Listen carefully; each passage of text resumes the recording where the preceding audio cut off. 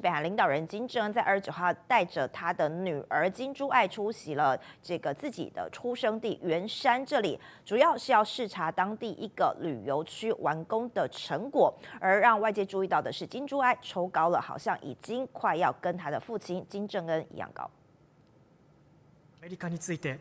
最も反動的な国家の実態であると強調しました。その上で、アメリカや日本、韓国が